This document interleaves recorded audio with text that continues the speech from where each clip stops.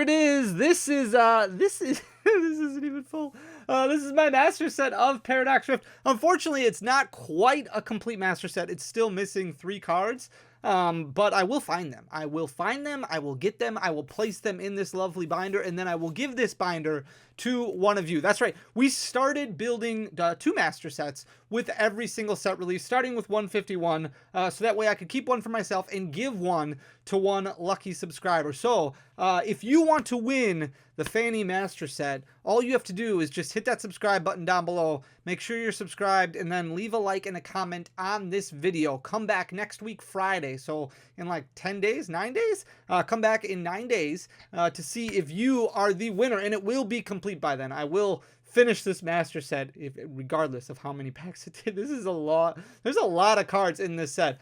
So we're going to go through the master set. But again, if you want to win your very own Paradoxrift master set, all you have to do is just hit that subscribe button down below, leave a like and a comment on this video, and boom, you are entered. Come back next Friday. We will announce the winner next week Friday. Paradoxrift is a lot of fun. It's a really fun set to open. There's beautiful artworks throughout the entirety of the set, not just the special illustration rares, the illustration rares, the ultra rares, but the commons, the uncommons, the holographic cards. They're beautiful. I really like the color pattern, especially with the ancient in the future. The whole idea there, the way that they're designing the cards, a lot of the regular art EX is kind of popping off the picture, kind of like what we saw with Absol from Obsidian Flames.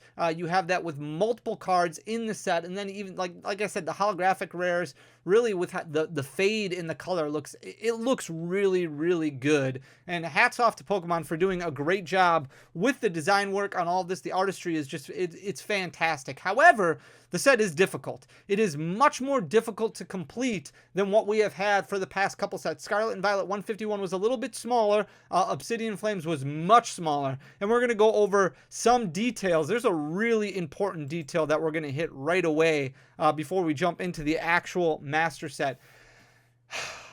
No double bangers. So this was something that was brought up a little bit during the stream yesterday when we were opening up 500 packs of Paradoxrift for different people. We did not pull a single double banger. A lot of people had made comments, I haven't seen any yet on any early openings. What's the deal? I did not open a single double banger. And usually, if you don't know what a double banger is, it's where you get a hit in the reverse holo spot, which would be the equivalent of like a trainer gallery card, or in Scarlet and Violet, the equivalent of a special illustration rare or an illustration rare. And then your normal holographic spot also has a hit in it, whether it be a regular art EX or a full art EX. So then you have 2 hits basically in one pack. And we have had 2 hits in one pack, that possibility since Brilliant Stars. It's been since Brilliant Stars where you could get basically 2 hits in one booster pack.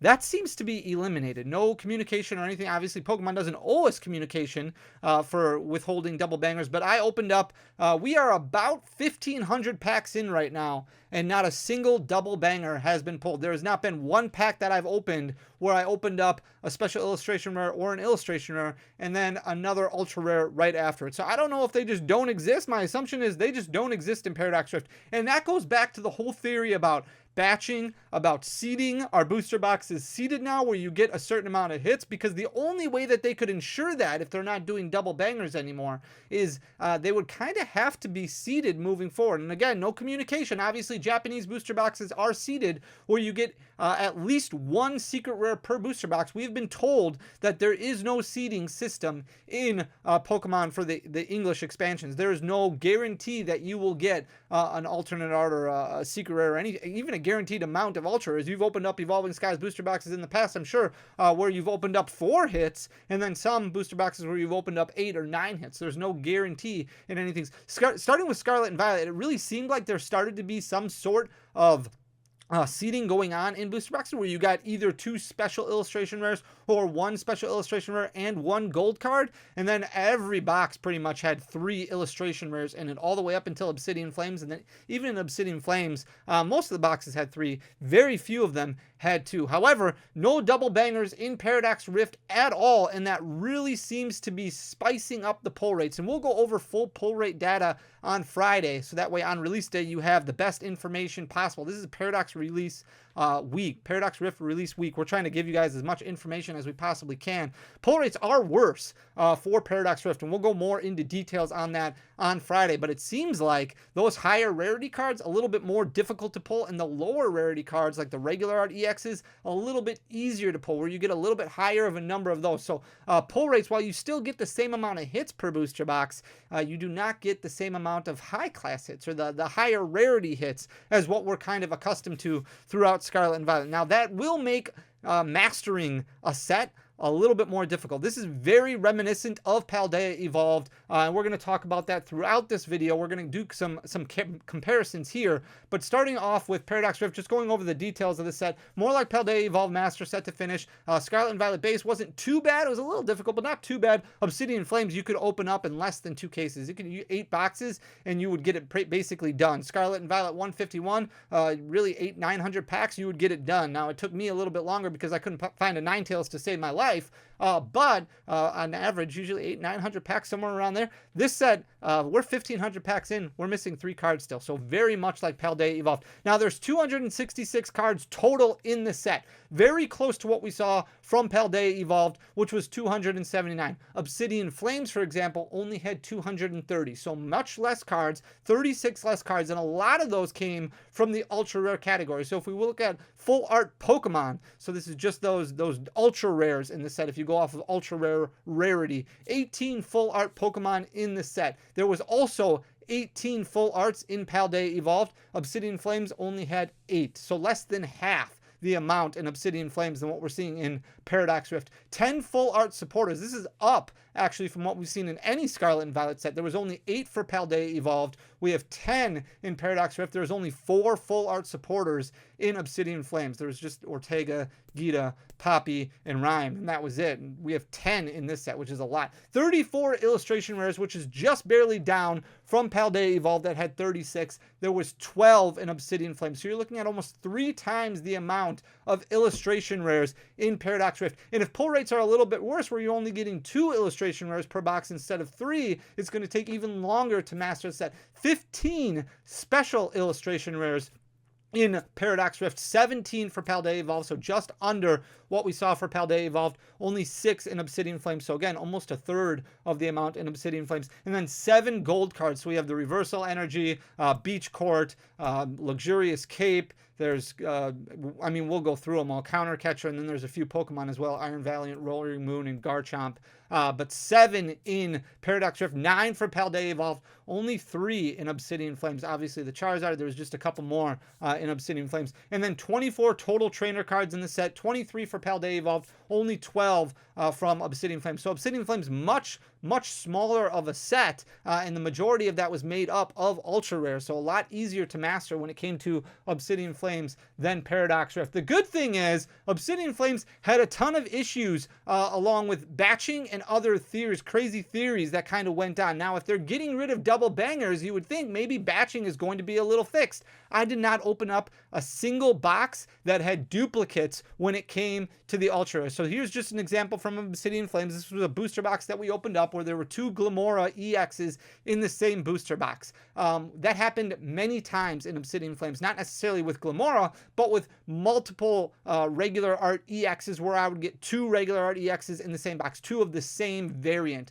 That didn't happen at all in Paradox Rift. There was no booster boxes that I opened where I received double hits of regular art EXs. So batching seems to be fixed a little bit. Also, quality control in Paradox Rift, now there's still issues. There's still room to grow. However, way better than what I saw in Obsidian Flames and what I saw in 151, and that's very positive. Maybe I got a really good batch of cards to open up, or maybe Pokemon started doing things a little differently. Quality control got a little bit better, but you can see this is Obsidian Flames examples that I pulled where we had a holographic rare that was dented and creased in the corner and nicks in the corner. We had print lines all over this full art Glamora EX. We had blank code cards all over the place. We had miscuts with energy cards and other cards. A lot of quality issues in Obsidian Flames. I didn't, outside of just a little bit of whitening here and there, a little bit of nicks here and there. I mean, we can't expect things to be perfect, but Paradox Rift leaps and bounds better than what we saw from Obsidian Flames. So it looks like quality control wise, things are getting a whole lot better. However,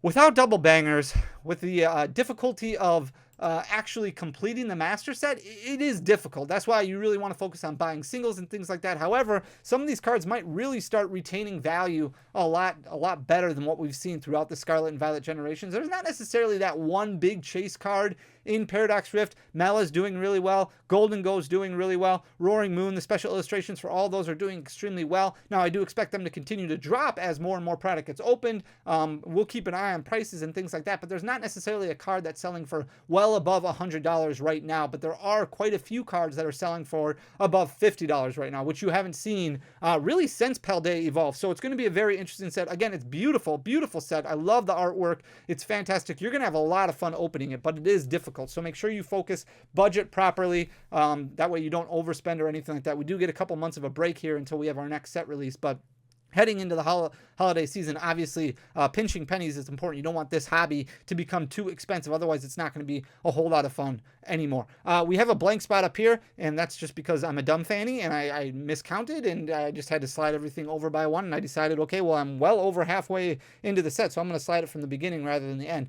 So this is just a blank. But here's the first page here. Nothing really that stands out other than the Frostlass EX. That's the only regular art. We have all the regular arts. Those are pretty easy to find. But what I like to do when I do a master set here, and I'm going to go through this very, very quickly until we get to the full art pages. What I like to do is I like to use these 4-up binders because I really like laying the reverse hollow next to the non-hollow variant of it. Now, that's not something that everybody has to do. If you want to use like a 9-up page from Ultra Pro or something like that, you can. However, the set sizes became so big that it's really difficult. You have to put basically the non-hollow variant behind the reverse hollow variant in the same sleeve. Here's the Armorage EX right here. This is what I was talking about with the fade in color. You get that with the future and ancient Pokemon, the fade from red to black or blue right here, and then you've got the little speckles of coloring behind it, which makes it feel very animated, which is really cool. I do like the color scheme a lot. That's what I was talking about earlier in the video. The reverse hollows look really, really clean. Here's nothing really exciting over here. Garchomp EX up in the top page right there. That's pretty much it as far as ultra rares go on this page. There's not a whole lot of duplicates as far as Pokemon go. We've had a lot of sets in Scarlet and Violet where they'll print 3-4 different copies of a single card.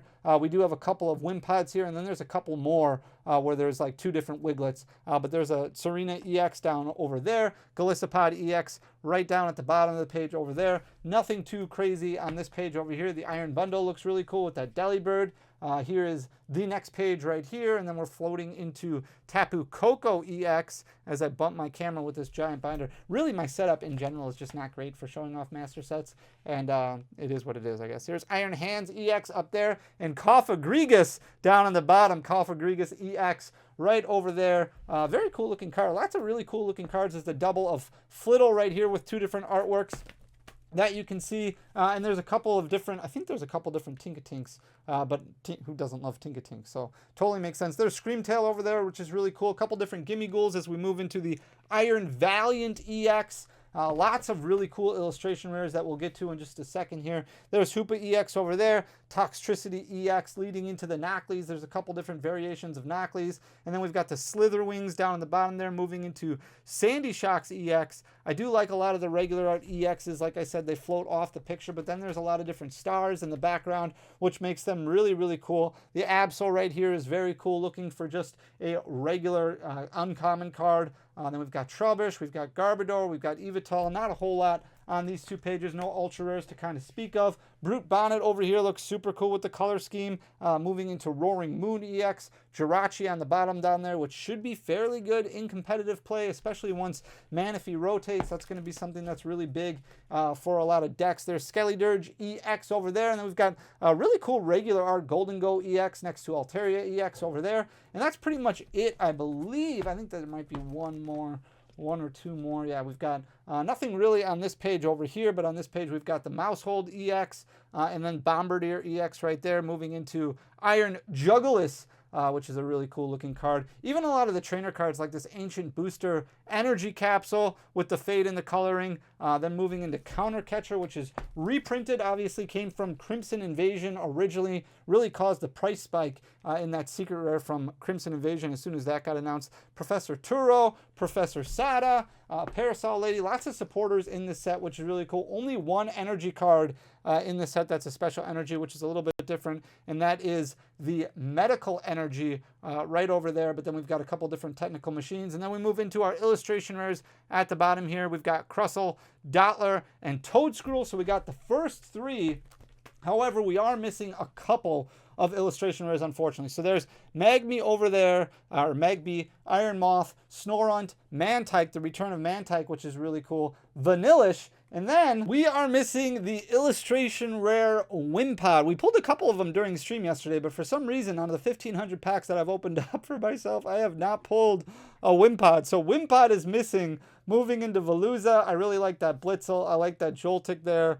As we move into Gimmighoul, the Gimmighoul Golden Goal line is fantastic. The Groudon is super cool. I really like that Minior up there too with the color scheme. And then we have another blank spot. That's Garbodor. I really wanted to pull Garbodor. That was one of the more important illustration rares to me because of the story that it tells. Obviously, standing on like the trash mountain looks super cool. But I have not found Garbodor. I have not found Wimpod. Those are the 2 illustration rares that we are missing. There's Evital over there. We've got this cool looking Morpeko down here. It's just covered in candy, just an angry candy monster right there. Brute Bonnet, the Construction Steelix, which looks absolutely fantastic.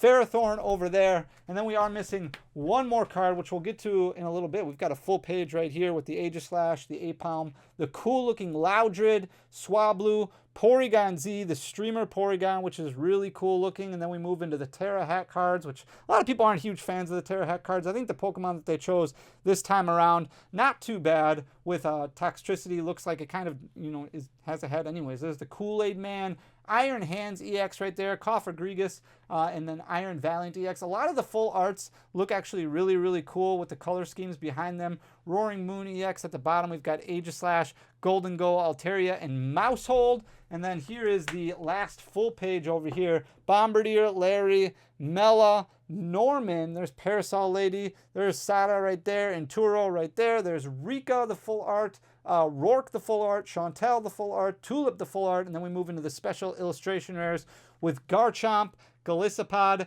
beautiful looking Tapu Koko. I love that Tapu Koko with the sunset behind it. Iron Hands EX, Iron Valiant EX. There's the Sandy Shocks and the Roaring Moon. There's that beautiful Golden Go. We've only pulled one of those so far. And the Altaria. There's the special illustration rare Mela and Parasol Lady. There's the Professor Sada special illustration rare. And then the blank spot right there is where the Professor Turo is supposed to go. So we have not pulled the Professor Turo special illustration rare either. There's Rika, Tulip, and then we did get all the gold cards. So there's Garchomp and Iron Valiant over there. Roaring Moon EX, Beach Court, Counter Catcher, Luxurious Cape, and Reversal Energy. So there's the master set right there, almost complete. We're missing 3 cards. Again, if you want to win this, just make sure you are subscribed to the channel. Leave a like and a comment on this video. Come back next Friday to see if you are the winner. I will pull the rest of the cards. It's taking way longer than I thought it would. I got to find 3 more cards yet. And then come back tomorrow. We'll go over pricing